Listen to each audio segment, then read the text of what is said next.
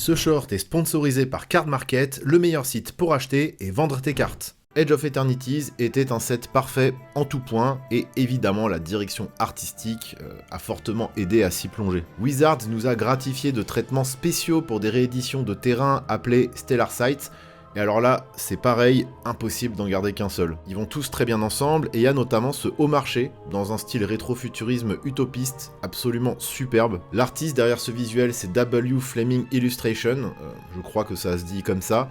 Il avait déjà œuvré notamment sur New Capenna, avec des artworks qui avaient déjà pas mal imprimé ma rétine. Des purs chefs-d'œuvre à mes yeux. De temps en temps, Wizards aime bien proposer des traitements très rétro, notamment ce style de vieille affiche de cinéma, comme on a pu en voir sur Innistrad Remastered en janvier dernier. Et pour Edge of Eternities, on a eu droit à un style couverture de vieux pulp science-fiction, pour certains reprints cachés dans certains boosters. Mon préféré est sûrement ce Magus of the Moon de l'espace qui fonctionne à merveille. D'ailleurs, on peut voir qu'il y a ce filtre de vieux papier abîmé qui donne vraiment du relief au dessin, qui à la base est vraiment très chouette, mais qui manquait un peu de cachet en vrai. Comme quoi le contexte joue sur la personnalité d'un visuel, et ça peut aussi se jouer sur des petits subterfuges cosmétiques comme celui-là. Bon, moi ça me parle énormément, et en vrai, tous les special guests Edge of Eternities auraient pu rentrer dans ce top. Encore une carte avec un traitement woodblock, cette fois à l'université de Balamb de Final Fantasy VIII.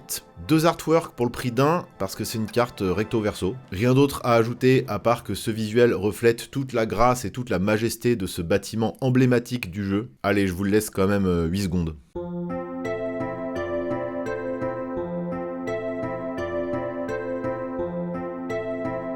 Les Eldrazi sont mes méchants préférés du lore de Magic. Ils ont un style inégalé entre Alien et les grands anciens de Lovecraft, et cette année, on en a eu un bel exemple. Un vestige d'une guerre entre ces créatures maléfiques anticosmiques et les Fomori. Il fait trop bader, j'imagine qu'il est figé comme ça dans le temps, tout tordu.